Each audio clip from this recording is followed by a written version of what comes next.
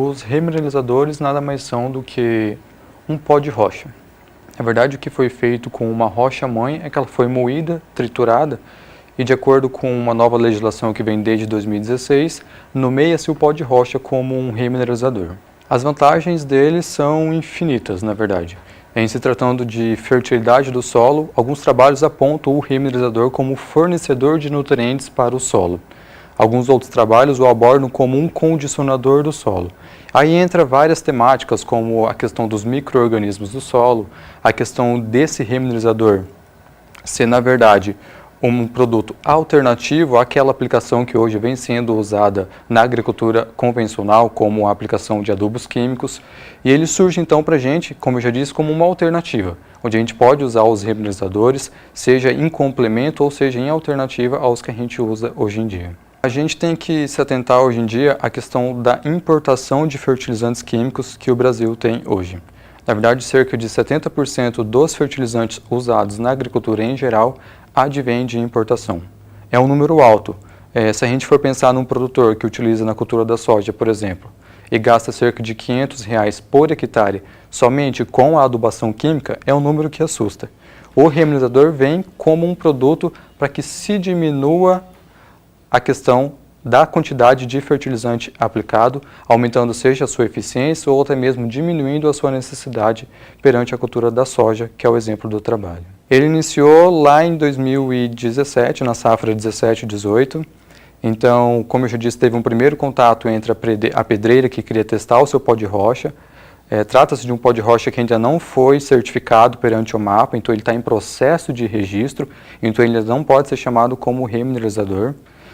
Depois disso, eles queriam saber se o produto que eles tinham, se esse rejeito das rochas, da pedreira que eles tinham, era passível de ser utilizado na agricultura.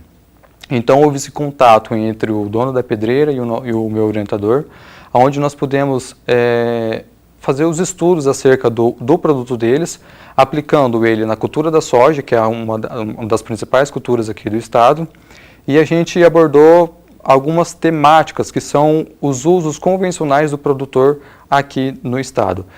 Aplicamos então o remineralizador em sistema de plantio convencional, em sistema de plantio direto, fizemos as suas aplicações no suco de plantio e fizemos as suas aplicações a lanço.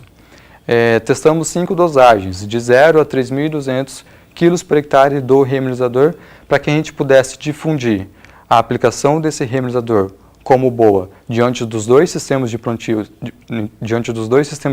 mais aplicados aqui no estado e diante de duas técnicas, que são as aplicações no suco a lanço, para saber se o comportamento dele variava diante desses métodos e para saber qual que era a sua melhor aplicabilidade para o produtor rural, que é o objeto final do nosso experimento. A gente conseguiu, para um primeiro ano de cultivo, encontrar resultados favoráveis quando o remineralizador foi aplicado no sistema de plantio convencional.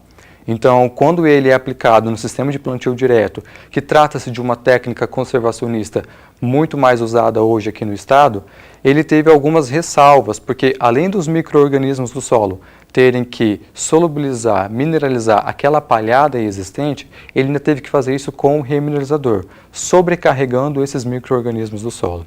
E diante de um plantio convencional, talvez não tivesse nenhum ali outro elemento que tivesse que ser solubilizado pelos micro-organismos, apenas o pó de rocha ou remineralizador, e por isso os resultados em uma primeira safra, em um primeiro ano de cultivo, foi muito mais palpável, foi muito mais, na verdade foi estatisticamente positivo, diferente, né, do que quando ele foi aplicado em sistema de plantio direto. A gente espera que beneficie o produtor na questão econômica. Muito porque quando se utiliza o remineralizador, os custos são muito mais baixos do que quando se utiliza um adubo convencional.